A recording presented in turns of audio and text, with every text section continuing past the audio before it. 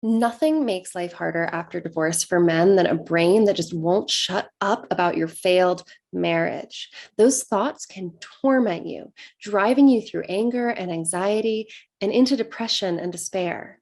In this video, we're going to challenge your brain's very belief in a failed marriage, and we're going to try to open up the door to a very different kind of life after divorce.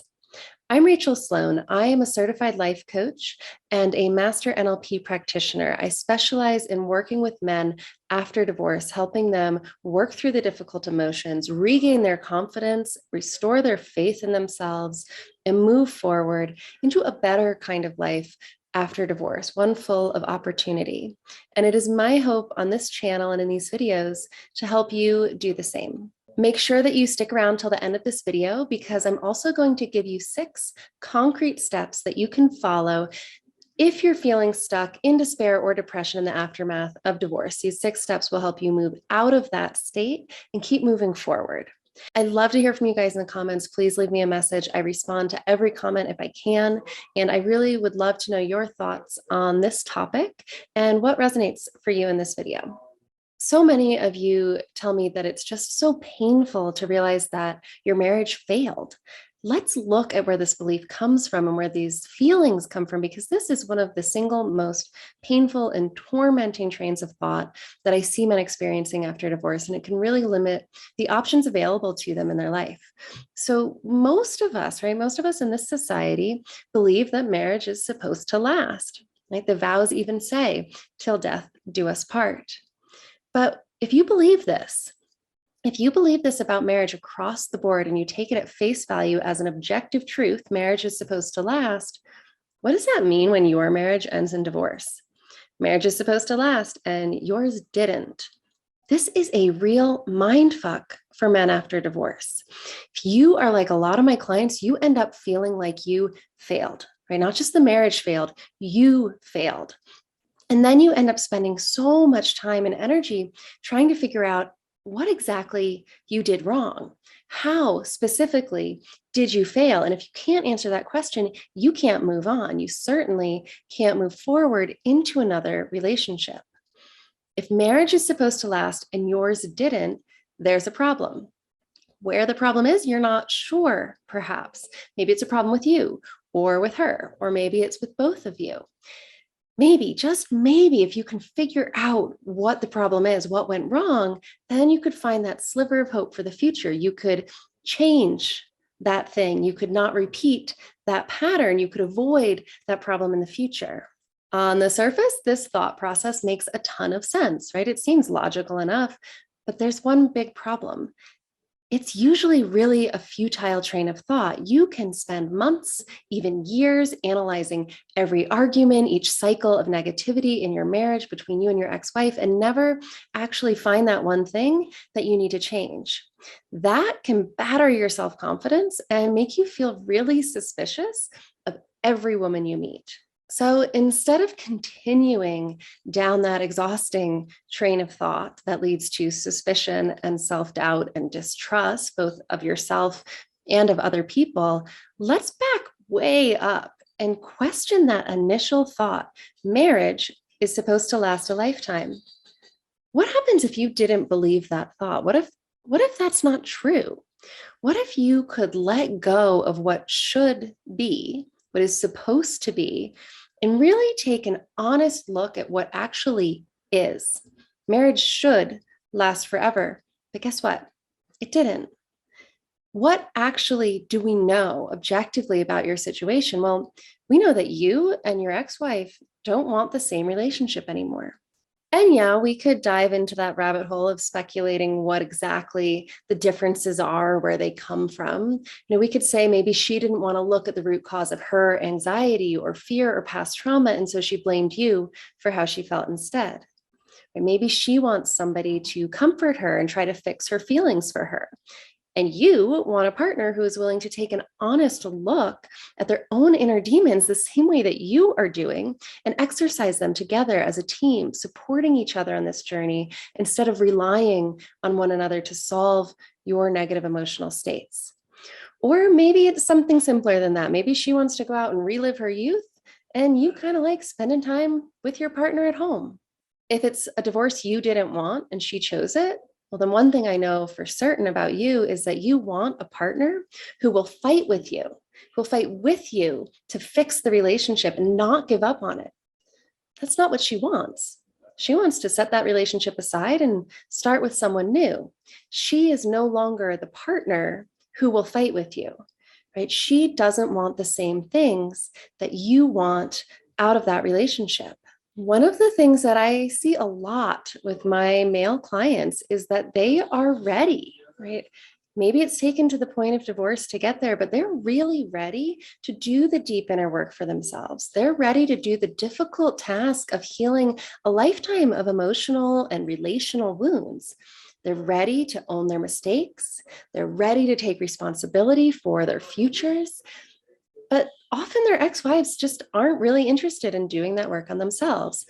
They, not always, but a lot of my clients' ex-wives tend to be really fully embroiled in a victim mentality, and they're not ready to own their emotions. They're not ready to take responsibility for how they feel in the future.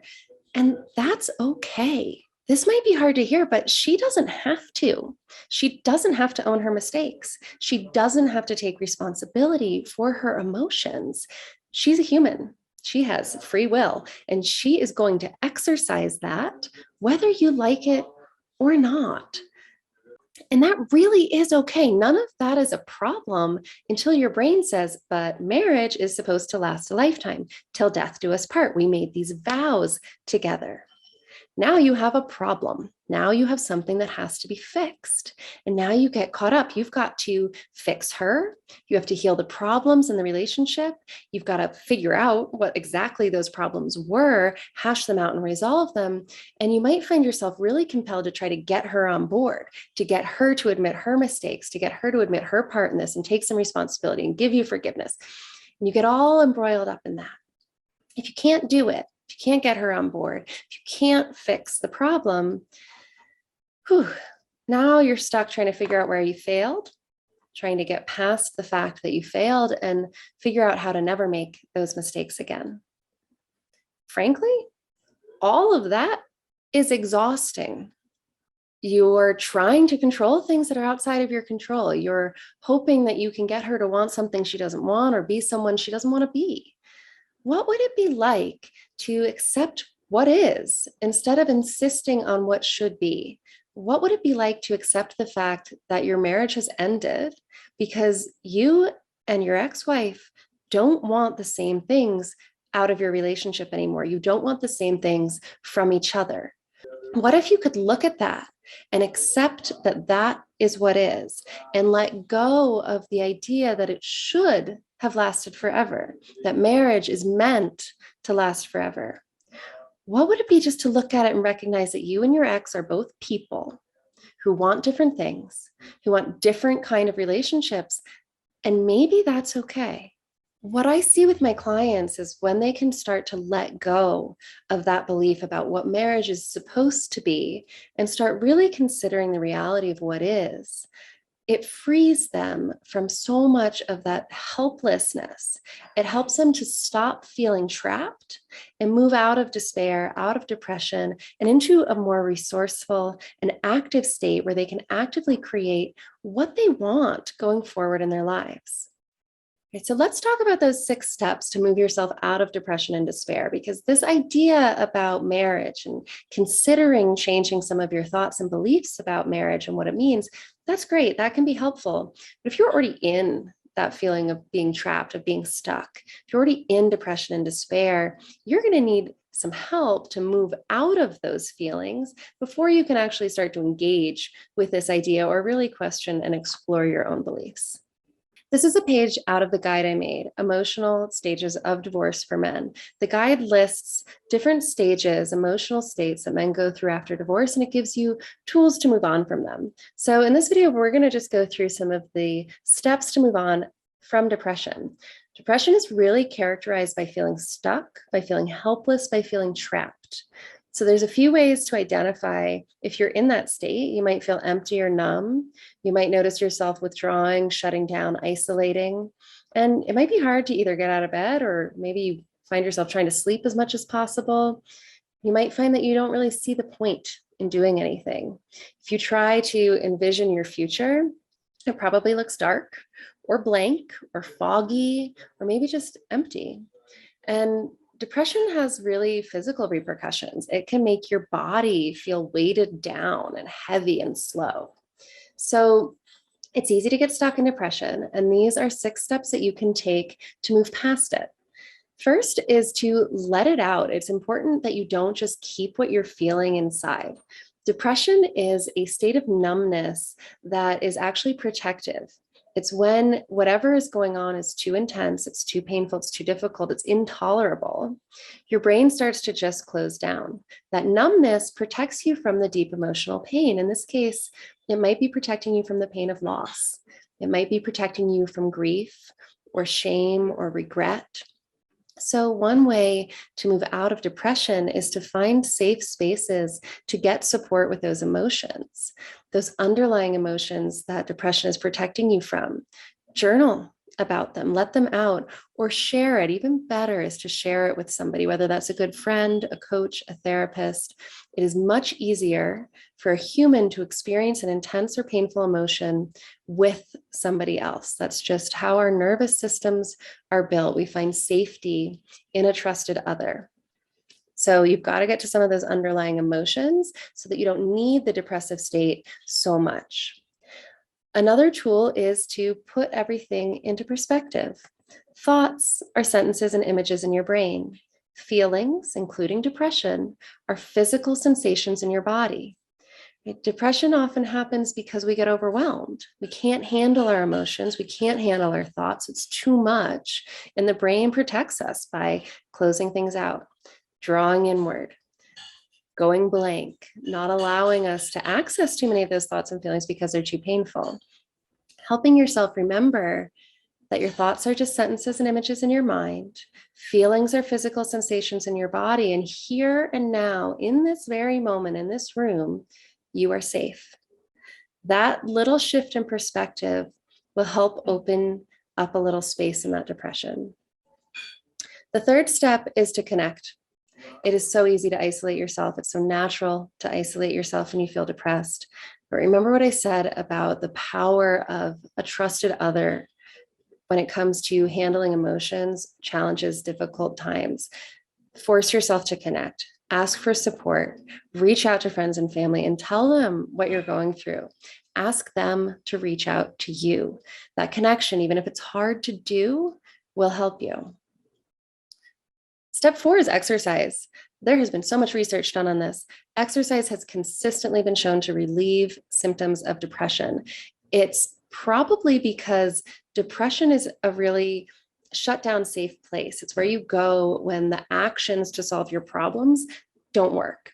And exercise gets you moving, it gets your body taking action.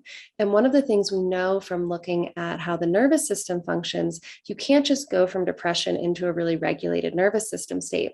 You have to come out through an active state, through a fight or flight, a sympathetic nervous system activation. So one of the things that may be happening with exercise is that it's jolting your body into action, into movement, even though you're not actually fleeing something, you're not actually fighting anyone, but it creates that stimulus that lets you step out of the inactivity, the stillness of depression, and empowers you a little bit. That's going to help you then drop back down into a more grounded, regulated state. Another tool that you can use is anger. Anger can be a resource.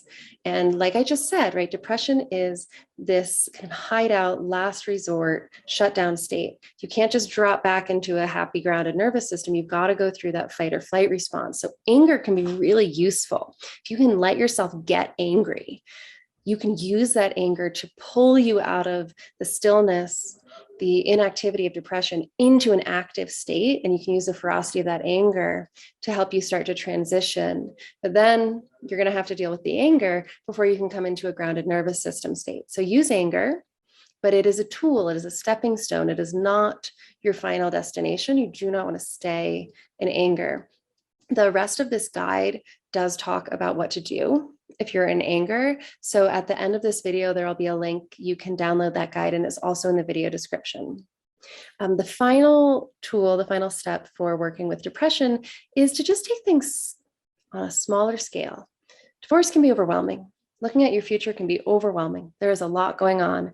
And remember, when the thoughts and emotions get overwhelming, the brain wants to shut it down.